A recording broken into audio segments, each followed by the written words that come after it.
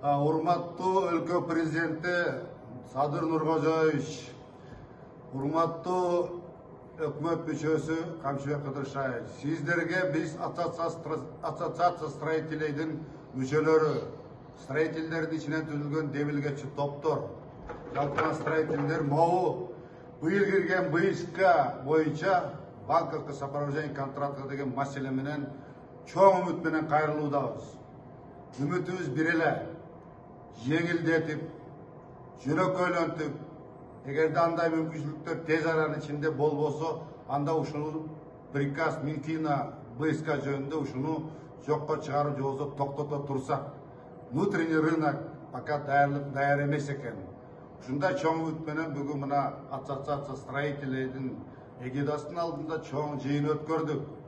Сиздер ушу биздин талабыбызга, көйгөйлөрүбүзгө көңүл буруп коюңуздар, ушуну кечкилүү түрдө жыл кыш келе электе чечип бериңиздер деп баарыбыз өтүнөт элек.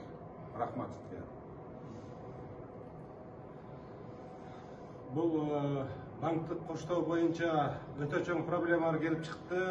Негизинен бул закон негизинен жакшы деп киргизилгендир, бирок азыркы учурда биздин базар даяр эмес болуп атат.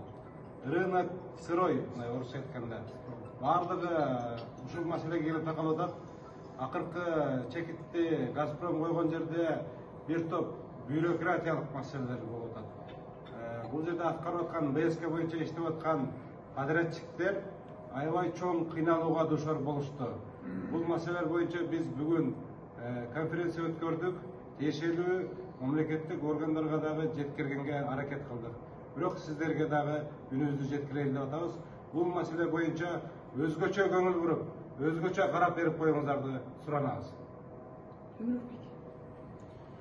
Урматтуу биздин президенти Садыр Нуркожоевич, өкмөт мүчөсү Камчыбек Кыдыршаевич, өкмөт башчыбыз Акылбек Үсөнбекович, бүгүн сиздерге кайрылып аткан себебибиз БСК программасы боюнча, кыргызча айтканда КБК, бүгүнкү күндө КБК мындай караганда иштегенге оңой көрүнгөнү менен мына 5 айдын жүзү болду, көптөгөн кыйынчылыктарга дуушар болдук. Бүгүнкүгө чейин иштерибиз жүрбөй жатат, токтоп турабыз. Мына бүгүн ушул жөнүндө өзүбүздүн ойлорубузду айталы деп конференция уюштурдук. Конференцияда өзүбүздүн өтүнүчтөрүбүздү жана кантип ушул көйгөйдөн чыгарыбыз жөнүндө өзүбүздүн сунуштарыбызды бердик. Акыркы үмүт сиздерде калды, сиздерден суранабыз.